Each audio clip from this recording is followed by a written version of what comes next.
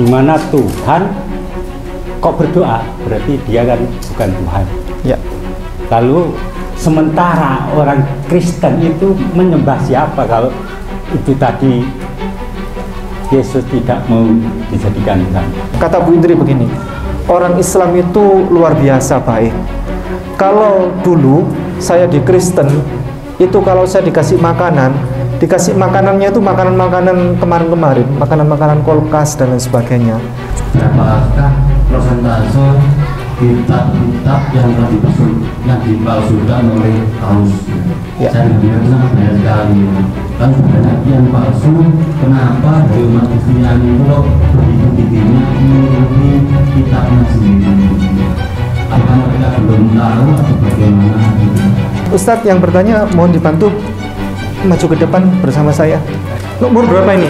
22. Yang ini 42, yang ini 22. Bilang coba 20. Bapak, bener gak itu 22? Betul. Iya ini. 22. Iya, 22 tahun. Tapi yang palsu yang mana? Yang palsu yang mana?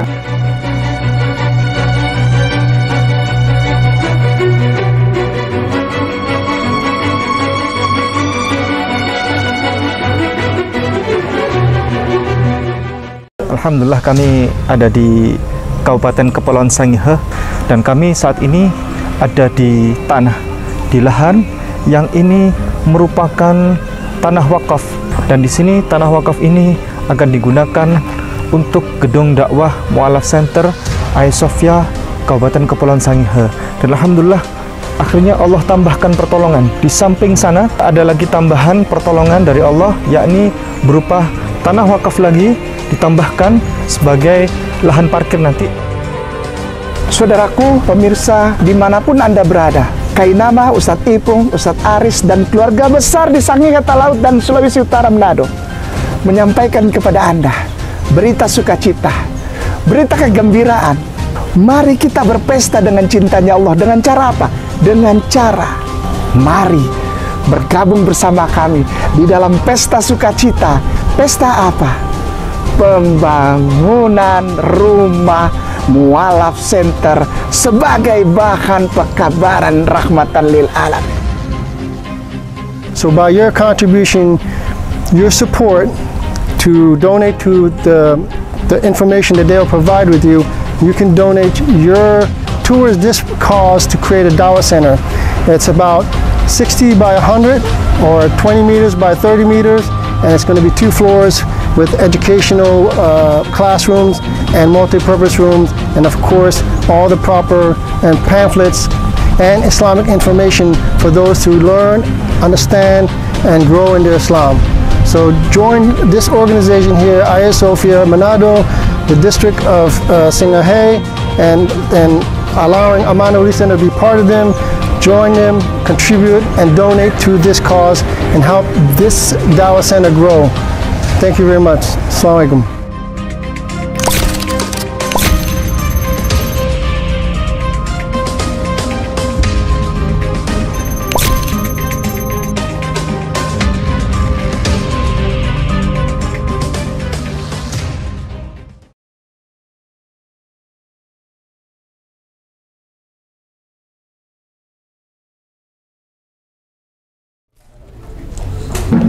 Assalamualaikum warahmatullahi wabarakatuh. Waalaikumsalam warahmatullahi wabarakatuh. Kalau tadi dikatakan Yesus adalah termasuk manusia seperti kita ini, adalah di mana Tuhan kok berdoa, berarti dia kan bukan Tuhan. Ya. Lalu karena ini, mohon maaf, karena ini jamaah itu jamaah orang Islam. Sementara orang Kristen itu menyembah siapa kalau itu tadi Yesus tidak mau dijadikan Tuhan? Ini satu langsung jawab. Iya. Boleh Ustaz laptopnya dibuka Ustaz? Ini biar langsung kita jawab, biar tidak lupa. Soalnya kadang tanya lagi, lupa tadi tanya apa ya gitu. Baik, para hadirin sekalian, langsung saya jawab. Di Bible ini tadi kan sudah jelas bahwa Yesus itu tidak mau disebut sebagai Tuhan, dan dia juga tidak pernah mengatakan bahwa dirinya adalah Tuhan atau Allah, ya kan? Lalu orang Kristen itu dari mana kok bisa menyembah Yesus? Itu orang Kristen adalah ikut ajarannya Paulus. Paulus itu adalah pendiri agama Kristen, dan Yesus juga sebenarnya dia tidak pernah tahu bahwa dia akan dilantik sebagai Tuhan. Pelantikan Yesus sebagai Tuhan itu baru ada di tahun 325 Masehi pada Konsili Nikea. Bahkan kalau lebih ekstrim lagi, kalau menurut Pak Albert, sebutan nama Kristen itu baru muncul di abad 17. Karena Yesus juga tidak pernah tahu itu Kristen itu apa, tidak pernah tahu. Agama Yesus juga bukan Kristen. Dia seorang Muslim yang sejati. Di sini adanya Bapak Ibu, itu adalah kalau berkisah tentang Yesus, semuanya berkisah tentang Yesus sebagai seorang manusia biasa. Kita kasih lihat contoh, Markus pasalnya 11, ayatnya 12, Ustaz. Markus 11.2:12. Keesokan harinya, sesudah Yesus dan ke-12 muridnya meninggalkan Betania, Yesus merasa lapar. Nah, Ustaz, ini keesokan harinya Yesus, sesudah Yesus dan ke-12 muridnya meninggalkan Betania, dari perjalanan jauh, terus kemudian dalam perjalanan itu Yesus merasa lapar. Kalau konteks orang Kristen di Alkitab ini, kalau memang Yesus itu disebut sebagai Tuhan, coba Ustaz, kata Yesusnya diganti dengan Tuhan, dibacakan Ustaz. Keesokan harinya, sesudah Tuhan dan ke-12 muridnya meninggalkan Betania, Tuhan merasa lapar. Tuhan merasa lapar, logik tidak? Muhal. Karena sifat lapar itu adalah sifat muhalnya Allah, sifat muhalnya Tuhan. Dan ini tidak salah. Bible ini tidak salah. Bible ini menyampaikan kisah tentang Yesus. Dia bukan sebagai Tuhan. Jadi kalau ada semua ayat-ayat yang tadi itu, tidak ada yang salah, Bapak Ibu. Tapi konteks yang dibicarakan itu kejujuran. Coba minta tolong di next tanda panah, Ustaz. Dan dari jauh ia melihat pohon ara yang sudah berdaun. Iya. Ia mendekatinya untuk melihat kalau ia mendapat apa-apa pada pohon itu, tetapi waktu ia tiba di situ, ia tidak mendapat apa-apa selain daun-daun saja, sebab memang bukan musim buah ara. Jadi Yesus dari jauh karena lapar kan, ngobrol lah sama murid-muridnya ini. Kita makan apa ini ya? Oh itu guru, di sana ada pohon ara itu, berdaun panjang, berdaunnya lebat sekali, daunnya banyak sekali. Kata Yesus, ayo kita ke sana, kita akan makan besar di sana. Mereka menyongsong itu. Yesus beserta murid-muridnya itu lari menyongsong ke arah pohon itu, mendekat. Lalu tiba-tiba kecelik, Bapak Ibu. Iyalah, tidak ada buahnya ternyata. Ini pohon ara nggak ada buahnya, cuman daunnya memang lebat, dari kejauhan itu kelihatan seperti berbuah. Terus Yesus, oh iya, saya lupa, ini bukan musim buah ara. Jadi Yesus yang pertama, Yesus dari kejauhan tidak tahu bahwa di depan itu ternyata pohonnya itu tidak berbuah. Segala sesuatu yang tidak tahu berarti dia bukan Tuhan. Yesus tidak maha tahu, berarti Yesus bukan Tuhan. Begitu didekati, dia ternyata tidak ada buahnya, dan Yesus ternyata lupa bahwa itu ternyata hari ini ternyata bukan musim buah ara ya, gitu. Segala sesuatu yang lupa berarti dia bukan Tuhan. Yesus ternyata pelupa, berarti Yesus bukan Tuhan. Lanjut Ustaz. Maka katanya kepada pohon ini, jangan lagi seseorang pun makan buahmu selama-lamanya. Dan murid-muridnya pun mendengarnya. Jadi orang lapar itu gampang marah. Orang lapar itu gampang marah. Yesus itu marah karena sudah lapar, jauh-jauh lari. Begitu lari didekati ternyata kecelek dan lupa juga. Walah, bukan musim buah ara. Akhirnya marah kepada pohon itu. Pohon ara tidak bersalah, dimarahi. Dasar kamu pohon, sudah kamu gak usah berbuah selama-lamanya, kata Yesus. Saksinya siapa? Murid-muridnya mendengarnya. Saking kerasnya marahnya Yesus itu. Begini Bapak Ibu, kalaulah Yesus itu Tuhan, tidak perlulah dia marah. Yang pertama, tidak perlu dia lapar ya. Yang kedua, tidak perlu dia marah.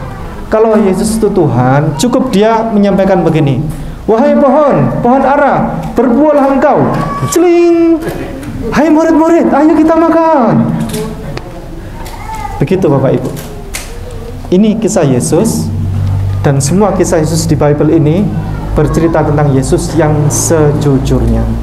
Demikian Ustaz. Silakan pertanyaan berikutnya. Oh, ini Ustaz, nanti hadiahnya bareng-bareng Ustaz ya. Assalamualaikum warahmatullahi wabarakatuh. Waalaikumsalam warahmatullahi wabarakatuh. Untuk kali ini saya bisa mengikuti kajian yaitu masalah Nabi kita, yaitu Nabi Isa alaihissalam. Alhamdulillah. Gini, untuk ini sebuah pertanyaan saya mau cerita sedikit. Apakah ini pertanyaan tadi? Terus yang kedua ini untuk kedatangan Paus yang di Indonesia. Apakah kita menyambutnya sebegitunya?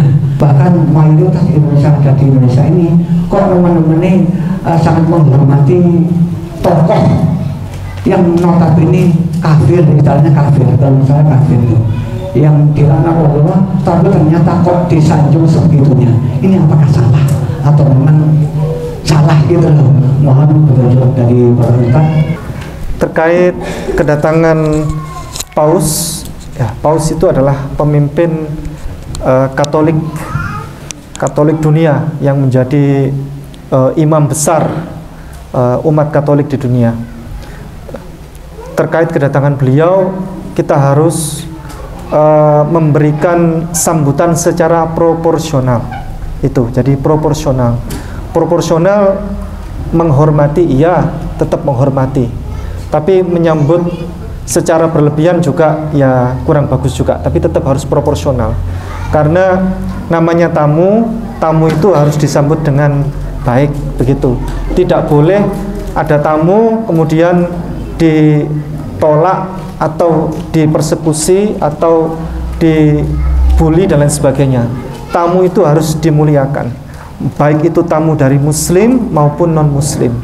Dan kalaupun ada non muslim itu bertamu ke rumah kita, maka kita selayaknya kalau bisa memberi dengan penghormatan yang terbaik. Memang banyak saudara kami Kristen yang karena akhlak seorang muslim itu baik sehingga dia akhirnya muncullah benih-benih hidayah itu. Termasuk Bu Indriyati itu dulu dia Kristen dari Trinitas ya, dia penyembah Yesus. Kemudian dia akhirnya karena terlalu banyak debat dengan Kristen Saksi Yehova, dia akhirnya beralih menjadi Kristen Saksi Yehova. Dan alhamdulillah beliau berdebat dengan orang Islam. Alhamdulillah sekarang beliau mantap iman dalam Islam. Dia sudah bersyahadat. Dan ketika saya tanya kemarin saya ajak ke Ranupane kan, saya ajak ke Ranupane, kata Bu Indri, saya tanya begini, Bu Indri, apa respon Bu Indri, testimoni Bu Indri setelah Islam menjadi Islam begini dan bertemu dengan banyak orang Islam? Kata Bu Indri begini, orang Islam itu luar biasa baik. Kalau dulu saya di Kristen itu kalau saya dikasih makanannya itu makanan-makanan kemarin-kemarin, makanan-makanan kulkas dan lain sebagainya.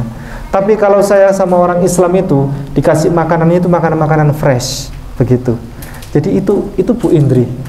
Nah, siapapun itu, ada tamu yang datang kepada kita, baik itu muslim maupun non muslim, maka kita harus memberikan sambutan dan penghormatan yang terbaik. Bukti bahwa orang Islam itu rahmatan lil alamin. Baik, berikutnya ada pertanyaan. Bismillahirrahmanirrahim. Ya. dari saya cukup pendek ya kan. Iya, Ustaz. Sebenarnya berapakah persentase kitab-kitab yang dipalsukan oleh Paus? Ya. Saya dengar sangat banyak sekali ya. Kan banyak yang palsu, kenapa dari umat Kristiani itu kok begitu giginya mengikuti kitabnya sendiri gitu. Apakah mereka belum tahu atau bagaimana gitu ya? Nah, itu yang pertama. Yang kedua, apakah ada dalil dari kitab Bible ataupun satu yang lainnya ya, kitab kaum Kristiani yang mewajibkan adanya seorang pemimpin Kristen seperti Paus itu? Contoh, terima kasih. Ya, Ustadz yang bertanya mohon dibantu maju ke depan bersama saya. Tidak apa-apa. Tidak apa-apa. Kita sulapan atraksi. Beliau nanya, apakah Bible itu dipalsukan? Jawabnya kita buka. Kita coba kita berikan contohnya. Pak Albert minta tolong dibuka. 2 Tawarikh pasalnya 22 ayatnya 2. 2 Tawarikh pasalnya 22 ayatnya 2. Bapak Ibu, sebelumnya perlu saya sampaikan ini adalah Alkitab sama-sama terbitan Lembaga Alkitab Indonesia, tapi beda tahun. Yang ini 2019, yang ini terbitan tahun 2023. Versinya berbeda tapi sama-sama penerbitnya sama. Ahazia berumur 42 tahun, 22 tahun. Ya. Pada waktu ia menjadi raja dan setahun lamanya ia memerintah di Yerusalem. Ya. Umur berapa tadi? 22. Sekali lagi dibacakan Pak, yang keras. Umur berapa? Ahazia berumur 42 tahun. Sekali lagi, umur berapa ini? 42 tahun. 42 tahun. Dikunci ya. Berapa tadi Bapak Ibu? 2. Coba ini dibaca. 2 Tawarikh pasal 22 ayat 2. Ini. Ahazia berumur 22 tahun pada waktu menjadi raja dan selama setahun ia memerintah di Yerusalem. Nama ibunya Atalia, cucu Omri. Umur berapa ini?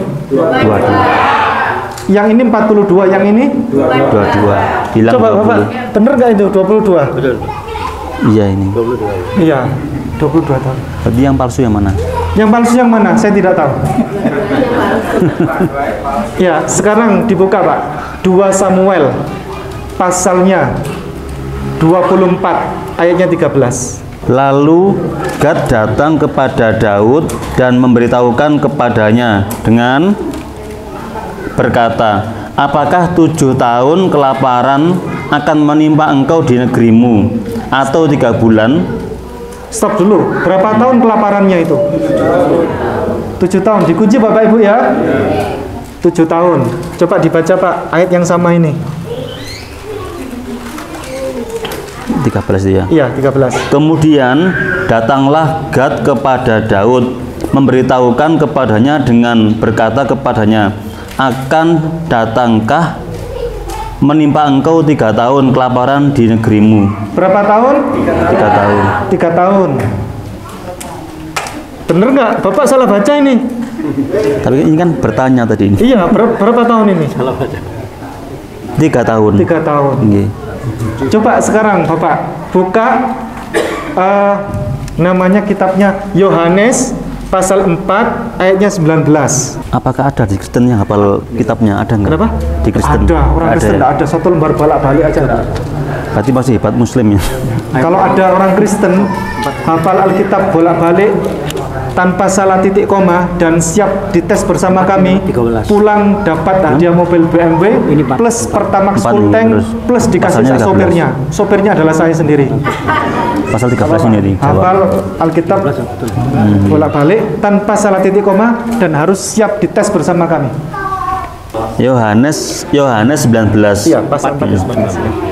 Kata perempuan itu kepadanya, Tuhan nyata sekarang padaku bahwa engkau seorang nabi. Nah, ada seorang perempuan ketemu sama Yesus. Perempuan ini begitu melihat Yesus kaget. Wahai Yesus, Tuhan nyata sekarang padaku bahwa engkau seorang nabi. Janggal enggak? Aneh tidak? Dari Tuhan jadi nabi. Pak Wali Kota, waduh, ternyata saya sadar bahwa engkau ternyata ketua RT. Marah tidak? Marah. Jadi Yesus dianggap sebagai Tuhan sama orang perempuan itu. Tuhan, nyata sekarang padaku bahwa engkau seorang nabi. Ini janggal, kontroversi, dan menuai banyak yang mengkritik itu. Dirubah lagi sama yang terbaru. Apa judulnya? Dibaca ayat 19, Pak. Kata perempuan itu kepadanya, Tuhan, nyata sekarang padaku bahwa engkau seorang nabi.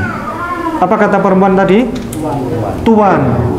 Tuhan, nyata sekarang padaku bahwa engkau seorang nabi. Mana yang benar?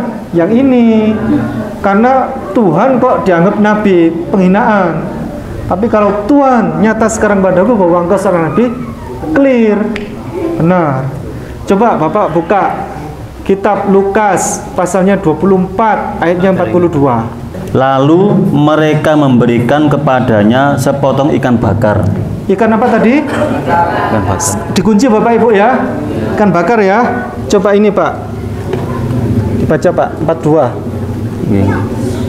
Lalu mereka memberi makanan di sini. Yang 42. Bukan. Lalu mereka memberikan kepadanya sepotong ikan goreng. Nah, ikan goreng. Satunya ikan bakar, satunya ikan goreng. Yesus itu suka makan ikan. Kemudian dikasih ikan sama orang, kasih makanan. Yang satu bilang ikan bakar, satunya bilang ikan goreng. Bakar sama goreng sama tidak? Tidak sama. Bahkan hal yang bakar sama goreng saja tidak matching. Mana yang benar? Oh, Bapak coba lihat ini Alkitab. Coba siapa penerbitnya? Dibaca Pak. Yang banter Pak. Yang banter. Lembaga Alkitab Indonesia Jakarta. Ini Lembaga Alkitab Indonesia adalah yang punya otoritas untuk penerbitan resmi untuk Alkitab seluruh Indonesia. Tahun berapa Pak? 2023. Ini Pak dibaca yang keras. Siapa ini penerbitnya? Lembaga Alkitab Indonesia Jakarta. Sama ya? Ya. Ini tahun berapa Pak? 74. Bukan yang ini 19. 2019. Setiap muslim harus memiliki bekal ilmu kristologi untuk membentengi diri dan keluarga serta untuk berdakwah. Anda ingin jadi kristolog handal? Atau Anda ingin memiliki ilmu kristologi? Kunjungi kristologinews.com, pusat karya monumental Ustadz Insan LS Mokoginta.